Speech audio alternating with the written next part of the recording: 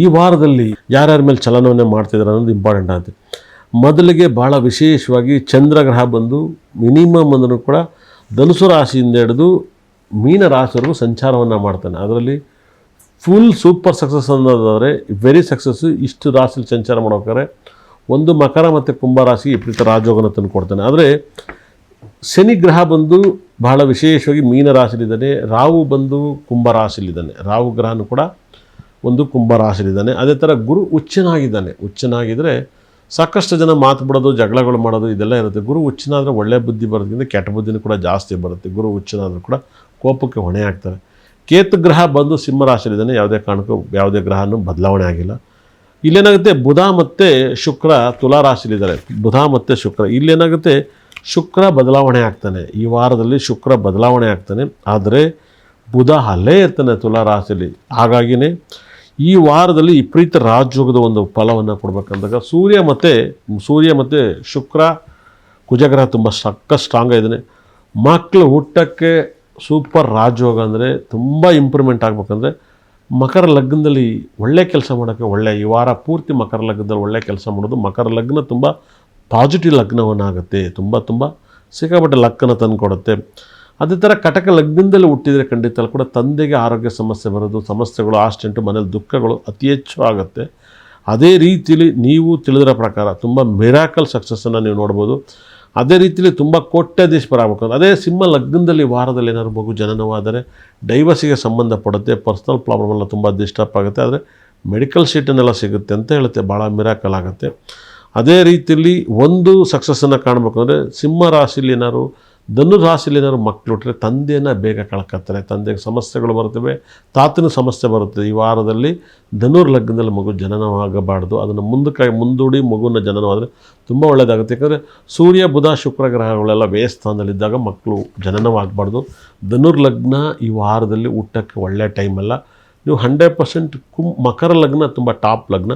ಮಕರ ಲಗ್ನಕ್ಕೆ ಆದಷ್ಟು ಮಗು ಹುಟ್ಟಕ್ಕೆ ಟ್ರೈ ಮಾಡಿದಷ್ಟು ನಿಮ್ಮ ಮನೆ ಕೋಟ್ಯಾಧೀಶರಾಗ್ತಾರೆ. ಪರ್ಸ್ನಲ್ ಲೈಫ್, ಹ್ಯಾಪಿ ಲೈಫ್ ಎಲ್ಲವೂ ಶ್ರೀಮಂತರಾಗ್ತಾರೆ.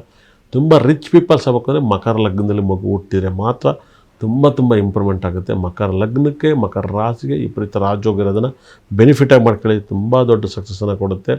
ಅದೇ ರೀತಿಯಲ್ಲಿ ವೃಷಭ ಲಗ್ನದಲ್ಲಿ ಮಗು ಜನನವಾದರೆ ತಂದೆ ಕೋಟ್ಯಾಧೀಶರಾಗ್ತಾರೆ. ಆದರೆ ಕೋಟ್ಯಾಧೀಶರಾಗುತ್ತೆ. ಆ ಹುಟ್ಟೋವಂಥವ್ರಿಗೆ ಡೈವರ್ಸ್ ಕೇಸ್ ಜಾಸ್ತಿ ಇರುತ್ತೆ. ವೃಷಭ ಲಗ್ನದಲ್ಲಿ ಹುಟ್ಟರೆ ತಂದೆ ತುಂಬ ದೊಡ್ಡ ಶ್ರೀಮಂತರಾಗ್ತಾರೆ. ಆದರೆ ಡೈವರ್ಸ್ ಅತಿ ಹೆಚ್ಚು ಆಗುತ್ತೆ. ಆಗದೇ ಆ ಥರ ನೋಡ್ಕೊಳ್ಳಿ. ಕುಂಭ ರಾಶಿಯವರಿಗಂತೂ ಬುಧ ಗ್ರಹ ನಿಮಗೆ ಲಾಭಸ್ಥಾನದಲ್ಲಿ ಶುಕ್ರ ಮನೇಲಿದ್ದಾನೆ. ಏನ್ರಿ ಯೋಗ.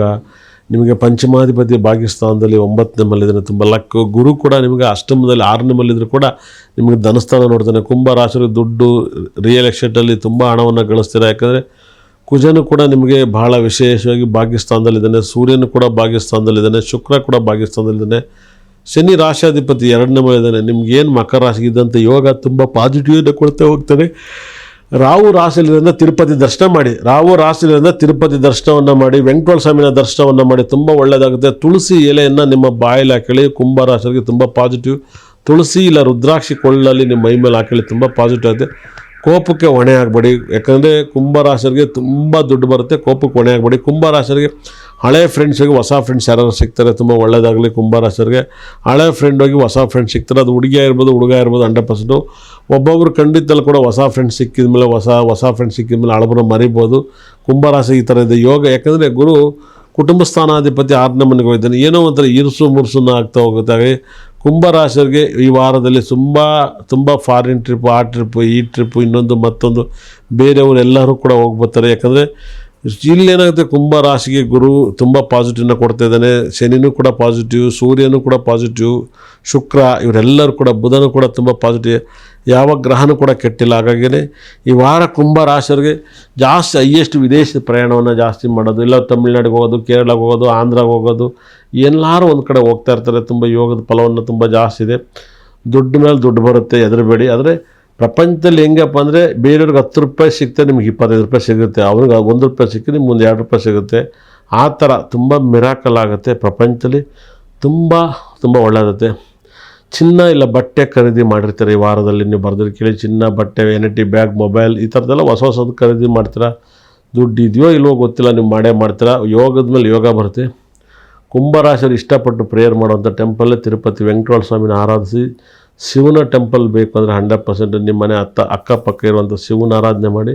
ನಿಮ್ಮ ಲೈಫಲ್ಲಿ ಭಯಂಕರ ಲಕ್ಕನ್ನು ತಂದು ಕೊಡುತ್ತೆ. ಆ ಯೋಗವನ್ನು ಕುಂಭರಾಶಿಯರು ಇನ್ನು ಮರೆಯೋಕ್ಕಾಗಲ್ಲ. ಯಾಕಂದರೆ ಕುಂಭರಾಶಿ ಒಂದಕ್ಕೇ 6ನೇ ಮೇಲೆ ಗುರು ಇದ್ದರೆ ಯೋಗ ತಂದು ಕೊಡುತ್ತೆ. ತುಂಬ ಜನ ಜ್ಯೋತಿಷರು ಗುರುಬಲ ಇಲ್ಲ, ಅದಿಲ್ಲ ಇದಿಲ್ಲ ಅಂತಲೇ, ಗುರುನೇ ಯೋಗಕಾರಕ. ಕುಂಭರಾಶಿಯರಿಗಂತೂ ಭಯಂಕರವಾದ ಯೋಗವನ್ನು ಕೊಡ್ತಾನೆ. ನನಗೆ ತಿಳಿದಿರೋ ಪ್ರಕಾರ ಅಪಾರವಾದ ಕೀರ್ತಿ, ಸಕಲ ಸಂಪತ್ತು, ಐಶ್ವರ್ಯನ ಕೊಡ್ತಾನೆ. ಕುಂಭರಾಶಿಯಲ್ಲಿ ರಾವಿರೋದ್ರಿಂದ ಸಣ್ಣ ಪುಟ್ಟ ಕೇಸು, ಇನ್ನೊಂದು ಮತ್ತೊಂದು ಎಲ್ಲ ಇರ್ಬೋದು, ಆದರೂ ಕೂಡ ಅವನು ಕೂಡ ಬಗೆಹರಿಸ್ತಾನೆ. ಕುಂಭರಾಶಿಯವರಿಗೆ ರಾಹು ರಾಶಿಲಿದ್ದಾಗ ನೆಮ್ಮದಿ ಇರಲ್ಲ. ರಾಹುನ ಅತಿ ಹೆಚ್ಚು ಆರಾಧಿಸಿದಾಗ, ರಾಹುನ ಪೂಜಿಸಿದಾಗ ನಿಮ್ಮ ಪ್ರಾಬ್ಲಮಿಂದ ಆಚೆ ಬರ್ತೀರಾ. ತುಂಬ ಒಳ್ಳೆಯದಾಗುತ್ತೆ, ಅದ್ಭುತವಾದ ಸಕ್ಸಸ್ಸು. ಕುಂಭರಾಶಿಯರು ಈ ವಾರ ತುಂಬ ಬಂಗಾರದ ಮಳೆನೇ ನಿಮ್ಮ ರಾಶಿಗೆ ಬರುತ್ತೆ. ಅದರಲ್ಲಿ ನೀವು ಅದೃಷ್ಟಪಟ್ಟರೆ ಬಂಗಾರಕ್ಕೆ ವಜ್ರ ಸೇರಿಸ್ಕೋಬೋದು. ಹಾಗಾಗಿ ಹೊಸ ಜನರನ್ನು ಪರಿಚಯ ಮಾಡ್ಕೊಳ್ತಾರೆ 100%. ಹಾಗಾಗಿ ತುಂಬ ಪಾಸಿಟಿವ್ನ ಕೊಡುತ್ತೆ. ಯಾಕಂದರೆ ರಾಹು ಮತ್ತು ಶನಿ, ಶುಕ್ರ, ಕೇತು ಗ್ರಹ ಕುಂಭರಾಶಿಗೆ ಬೆನಿಫಿಟ್ ಕೊಡ್ತಿದ್ದಾನೆ. ಅದರಲ್ಲಿ ಖರ್ಜೂರವನ್ನು ಜಾಸ್ತಿ ತಿನ್ನಿ, ತುಂಬ ಒಳ್ಳೆಯದಾಗುತ್ತೆ. ಬಾದಾಮಿ, ಪಿಸ್ತವನ್ನು ತಿನ್ನಿ, ತುಂಬ ಒಳ್ಳೆಯದಾಗುತ್ತೆ. ಯಾಕಂದರೆ ಬಹಳ ವೈಬ್ರೇಷನ್. ಸ್ವಲ್ಪ ಹಾಲನ್ನು ಅತಿ ಹೆಚ್ಚು ಕುಡೀರಿ. ರಾಹು ಗ್ರಹ ನಿಮ್ಮ ರಾಶಿಲಿರೋದ್ರಿಂದ ಅದು ಕಾಪಿಲೋ ಟೀಲೋ ಹಾಲು ಕುಡಿದ್ರೆ ನಿಮಗೆ ತುಂಬ ಪಾಸಿಟಿವ್ ಬರುತ್ತೆ. ತುಂಬ ಬೆನಿಫಿಟ್ ಮೇಲೆ ಬೆನಿಫಿಟ್ ಸಿಗುತ್ತೆ. ಹಾಗಾಗಿಯೇ ಕುಂಭರಾಶಿಯರು ಒಂದು ಸ್ವಲ್ಪ ದಪ್ಪ ಆಗ್ತಾರೆ. ರಾಶಿಲಿ ರಾಹು ಇರೋದ್ರಿಂದ ಸ್ವಲ್ಪ ದಪ್ಪ ಆಗುತ್ತೆ, ಸ್ವಲ್ಪ ಹೊಟ್ಟೆ ಬರುತ್ತೆ. ಆವಿಗೆ ಹೊಟ್ಟೆ ಭಾಗ ದಪ್ಪ ಇರ್ತದೆ, ಸ್ವಲ್ಪ ತಲೆನೋವು, ತಲೆ ಹೆಡ್ಡೇಕು, ತಲೆ ಭಾರ ಆಗುತ್ತೆ. ರಾಹು ರಾಶಿಲಿ ಕೂತ್ರಿಂದ ತಲೆನೋವು ಬರುತ್ತೆ. ತಲೆಯನ್ನು ಹೆಚ್ಚು ಕಾಪಾಡ್ಕೊಳ್ಳಿ. ಒಳ್ಳೆಯದಾಗಲಿ.